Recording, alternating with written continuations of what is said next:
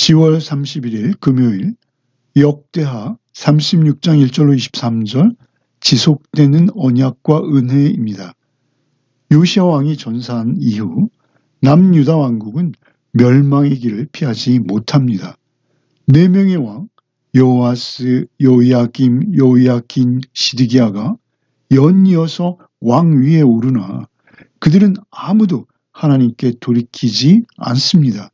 강대국 애굽과 바벨론 사이에서 고통당하던 이 왕들, 결국 하나도 예외 없이 이방 나라의 포로 신세가 되고 마는 것이죠. 유다는 바벨론에게 패망하여 모든 것을 잃은 듯 보였습니다. 그러나 하나님께서는 그들을 아주 버리지 않으셨습니다. 이는 하나님께서 그들에게 하신 언약이 있었기 때문인 것이죠. 1절로 4절을 읽겠습니다. 그 땅의 백성이 요시야의 아들 여호아스를 세워 그의 아버지를 대신하여 예루살렘에서 왕으로 삼으니 여호아스가 왕 위에 오를 때 나이가 23세더라. 그가 예루살렘에서 다스린 지 석 달에 애굽 왕이 예루살렘에서 그의 왕위를 패하고 또 그 나라의 은 100달란트와 금 1달란트를 벌금으로 내게 하며 애굽 왕 느고가 또 그의 형제 엘리아김을 세워 유다와 예루살렘 왕으로 삼고 그의 이름을 고쳐 여호야김이라 하고 그의 형제 여호아하스를 애굽으로 잡아갔더라. 요시야의 아들 셋과 조카 한 명이 23년간 왕위를 이어갔으나 그들의 불신앙과 악정으로 유다는 결국 멸망하고 맙니다. 요시야를 이어서 바로 왕위에 오른 여호아스는 4아들 가운데 막내였음에도 불구하고 백성들의 지지로 왕위에 오릅니다. 백성들이 특별히 그를 지지했던 이유는 그가 아버지 요시야를 따라서 반애굽 정책을 유지하리라는 기대 때문이었을 것이라고 합니다. 그러나 그들의 기대와 달리 애굽 왕의 원정이 이어지고 마는 것이죠. 단 석 달 만에 애굽 왕 느고에 의해서 그의 왕위는 폐위되고 포로로 붙들려 갑니다. 이미 이때부터 유다 국가는 왕을 세울 만한 자치권마저 잃은 허수아비 왕국이 되어버린 것이죠. 5절로 10절을 읽겠습니다. 여호야김이 왕위에 오를 때 나이가 25세라 예루살렘에서 11년 동안 다스리며 그의 하나님 여호와 보시기에 악을 행하였더라. 바벨론 왕 느부갓네살이 올라와서 그를 치고 그를 쇠사슬로 결박하여 바벨론으로 잡아가고 느부갓네살이 또 여호와의 전 기구들을 바벨론으로 가져다가 바벨론에 있는 자기 신당에 두었더라. 여호야김의 남은 사적과 그가 행한 모든 가증한 일들과 그에게 발견된 악행이 이스라엘과 유다 열왕기에 기록되니라. 그의 아들 여호야긴이 대신하여 왕이 되니라. 여호야긴이 왕위에 오를 때 나이가 8세라 예루살렘에서 석 달 열흘 동안 다스리며 여호와 보시기에 악을 행하였더라. 그해 느부갓네살 왕이 사람을 보내어 여호야긴을 바벨론으로 잡아가고 여호와의 전에 귀한 그릇들도 함께 가져가고 그의 숙부 시드기야를 세워 유다와 예루살렘 왕으로 삼았더라. 애굽이 세운 여호야김은 11년 동안 아버지 요시야와 달리 여호와 보시기에 악을 행했고 결국 바벨론 1차 침공 때 쇠사슬로 묶여 잡혀가게 되는 것이죠. 이때 성전의 기구들도 약탈당합니다. 예레미야서에 보면 비교적 오랜 기간 통치했던 그는 백성의 피로 궁궐을 세운 자요 사치와 착취의 상징으로 기록되고 있습니다. 그리고 이어서 그의 아들 여호야긴이 왕위를 이어받습니다. 그는 고작 석 달 열흘 만에 역시 바벨론의 2차 침공으로 포로가 됩니다. 이 사건들은 단순한 국제정치 역학으로 이루어지는 것들이 아닙니다. 언약을 거부한 백성들에 대한 하나님의 징계였습니다. 단순한 전쟁의 패배가 아니라 하나님의 말씀을 거역하며 하나님을 신뢰하며 의지하지 않은 결과로 인한 징계였던 것이죠.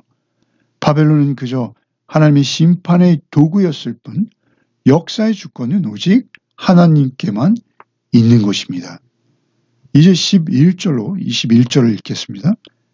시드기야가 왕위에 오를 때 나이가 21세라 예루살렘에서 31년 동안 다스리며 그의 하나님 여호와 보시기에 악을 행하고 선지자 예레미야가 여호와의 말씀으로 일러도 그 앞에서 겸손하지 아니하였으며 또한 느부갓네살 왕이 그를 그의 하나님을 가리켜 맹세하게 하였으나 그가 왕을 배반하고 목을 곧게 하며 마음을 완악하게 하여 이스라엘 하나님 여호와께로 돌아오지 아니하였고 모든 제사장들의 우두머리들과 백성도 크게 범죄하여 이방 모든 가증한 일을 따라서 여호와께서 예루살렘에 거룩하게 두신 그의 전을 더럽게 하였으며 그의 조상들의 하나님 여호와께서 그의 백성과 그 거하신 곳을 아끼사 부지런히 그의 사신들을 그 백성에게 보내어 이르셨으나 그의 백성이 하나님의 사신들을 비웃고 그의 말씀을 멸시하며 그의 선지자들을 욕하여 여호와의 진노를 그의 백성에게 미치게 하여 회복할 수 없게 하였으므로 하나님이 갈대아 왕의 손에 그들을 다 넘기심에 그가 와서 그들의 성전에서 칼로 청년들을 죽이며 청년 남녀와 노인과 병약한 사람을 긍휼히 여기지 아니하였으며 또 하나님의 전에 대소 그릇들과 여호와의 전에 보물과 왕과 방백들의 보물을 다 바벨론으로 가져가고 또 하나님의 전을 불사르며 예루살렘 성벽을 헐며 그들의 모든 궁시를 불사르며 그들의 모든 귀한 그릇들을 부수고 칼에서 살아남은 자를 그가 바벨론으로 사로잡아가매 무리가 거기서 갈대아 왕과 그의 자손의 노예가 되어 바사국이 통치할 때까지 이르니라. 이에 토지가 황폐하여 땅이 안식년을 누림같이 안식하여 70년을 지냈으니 여호와께서 예레미야의 입으로 하신 말씀이 이루어졌더라. 유다의 마지막 왕 시드기야는 예레미야 선지자의 눈물 어린 경고에도 불구하고 바벨론의 반역을 꾀했습니다. 이것은 곧 하나님의 말씀을 정면으로 대적하는 반역이었습니다. 백성과 지도층들은 선지자를 멸시했고 말씀을 거역했으며 성전을 더럽힘으로 모든 타락으로 하나님의 진노를 불러온 것이죠. 결국 성전은 불타고 성벽은 허물어지며 백성들은 3차 포로로 끌려갑니다. 그들이 끌려가자 그 땅은 텅 비게 되는 것이죠. 성경은 이 황폐함이 땅이 안식을 누린 것이라 말씀하십니다. 그들이 탐욕으로 일하며 쉼을 누리지 못하고 지키지 않은 그 안식일과 안식년의 빛을 하나님의 강권적인 섭리로 이루신 것이다 라고 성경은 기록하고 있는 것이죠. 예레미야를 통해서 예언하신 70년이 바로 그 안식이라 하십니다. 고레스의 칙령에 관한 22절로 23절 말씀입니다. 바사의 고레스 왕 원년에 여호와께서 예레미야의 입으로 하신 말씀을 이루시려고 여호와께서 바사의 고레스 왕의 마음을 감동시키심에 그가 온 나라에 공포도 하고 조소도 내려 이르되 바사 왕 고레스가 이같이 말하노니 하늘의 신 여호와께서 세상 만국을 내게 주셨고 나에게 명령하여 유다 예루살렘에 성전을 건축하라 하셨나니 너희 중에 그의 백성된 자는 다 올라갈지어다. 너희 하나님 여호와께서 함께 하시기를 원하노라 하였더라. 이스라엘의 역사를 기록한 역대기는 절망적인 멸망으로 끝나지 않습니다. 희망의 선언으로 마무리되고 있는 것이죠. 하나님께서는 바벨론을 멸망시킨 이방왕 고레스를 들어서 회복의 역사를 시작하게 하십니다. 고레스는 하나님의 감동을 받아 유다 백성을 포로에서 놓아줄 뿐 아니라 예루살렘으로 돌아가 성전을 건축하도록 모든 것을 지원하고 또 명령합니다. 이스라엘은 오래전에 애굽의 포로에서 구원받아 가나안에 들어올 수 있었고 나라도 세울 수 있었습니다. 그럼에도 불구하고 결국 불순종으로 다시 포로가 되고 만 것이죠.